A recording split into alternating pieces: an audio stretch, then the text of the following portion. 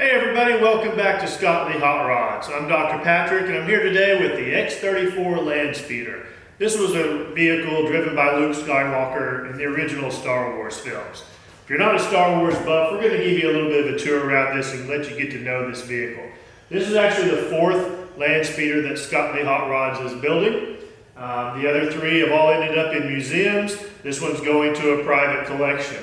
We're going to do a lot of neat little tricks and things on this to make it really realistic. Lots of little gadgets, things that work. So make it look a whole lot like a real Landspeeder. So let's take a look around it. So you see we started off with a big fiberglass body. We have these made directly off the molding of the original from Disney. They are a very heavy piece. This is really bigger than a car. It's 8.5 foot wide, 12 foot long. It's up on a stand now, but when it's on the ground, it's only about 3.5 foot tall. It comes with the body, 3 engines separately, and then there's a big tub as a cockpit. All that has to be assembled. And you see, we've already kind of mocked this up quite a bit already, so we've kind of done a little bit of work that you haven't seen off camera. Let's get a little bit closer look now. All right, so here we have the cockpit. As you can see, the body of this is molded along with a lot of small features. This is a little electronics bay that'll be filled with different circuits and stuff. Here's the cockpit. Let's say this comes as a tub. This whole circular piece originally lifted out. It was just a hole in the middle of the body. So that was all set down and it riveted into place, and that'll be glassed in and smoothed out. Openings for your feet. It's not a whole lot of room. A 6 foot tall person can fit in here, but just kind of like getting in and out of a kayak. It's pretty tight. 3 jet thrust engines, or engine pods. These are also fiberglass. I've already done some work on these, as these came in 2 separate halves that had to be joined together. Look like big Congo drums, and then fitted to the body, which took quite a bit of time because these are multi-compound curves that have to be fitted. Now these are removable. There are 3 bolts holding them on. Say it's 8.5 feet wide, so it's really too wide to even fit in an enclosed trailer. So you have to take off at least one of the outside pods to get it in a trailer. So these do come off. 3 bolts and some wires. The top engine mounted on a wooden strut, again fitted, so all of these are nice and even. The back of the body has a lot of details that'll be added to it later. But it is a really big piece of fiberglass. Take a look at it from the front. It's kind of got a neat look to it. It's almost like a boat with jet engines on the back of it. So it's not very tall. When this is on the ground, the body is only about 2 feet off the ground total to the top of the body. The top of that rear center engine is about 3.5 feet off the ground. It rides about 2 inches off the ground. And we're going to show you what this rides on. So like I said, in the past, we've made 3 of these already.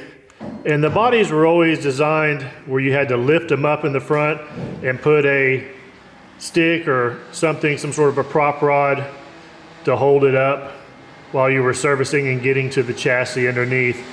Now a lot of these you've seen that people have built, the chassis are just a modified golf cart. We didn't go that route. We are using some golf cart parts like the axle, front steering pieces, but the chassis is completely a tube frame, custom made chassis. As you can see on this one, I don't have to lift this body up anymore. We put a pair of actuators on here, ran by a remote control. The wires are still hanging in there right now as we've got it mocked up, but runs off a little remote control that I hold in my hand. Hit a button, the body raises up. We can get underneath it and take a look and do any servicing or work that we need to do to the components underneath. Gets up really nice and high, and then it's stable. So as you can see, we started in on our square tube chassis. The back half is all done. The rear end is actually out of a club car golf cart. We have been narrowed it, and then we actually added in this is not your stock golf cart motor. This is a 400 amp, 4K kilowatt motor. Should push this thing to about 40 miles an hour. It runs off of a single 48 volt lithium battery that'll run for about 6 hours.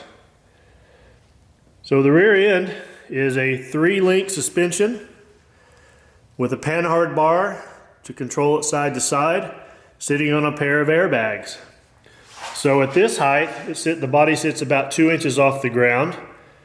When the airbags are inflated, it'll raise up about another 4 inches, so allow you to go over speed bumps or avoid potholes, or actually just be able to drive it outside. So we're thinking about building this so that it can be driven. It can actually be used. You don't have to be on perfectly smooth ground or concrete. And that's the rear suspension.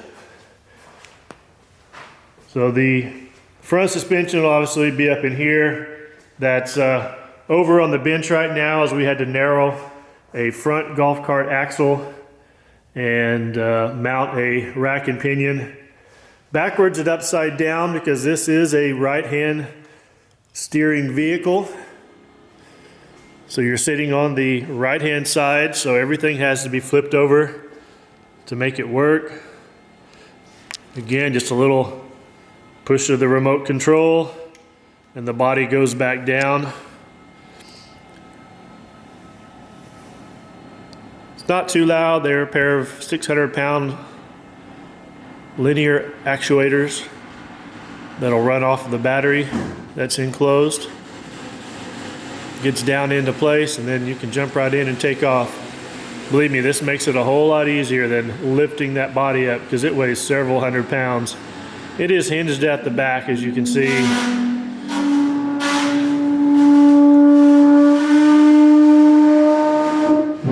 That was a little noisy. Still got to get that all calibrated and set out. Locks the body down where it won't be able to be lifted up. So there's no way that wind could get underneath the front of it and lift it up. That body is very heavy anyway. That's not going to happen. So there we go, the beginnings of the new X34 Landspeeder here at Scott Lee Hot Rods. We're going to continue posting videos on as we're building this one along. It's going to go pretty quick. We've got 2 months to get this finished and delivered, painted. It will look just like the original from the Star Wars movie.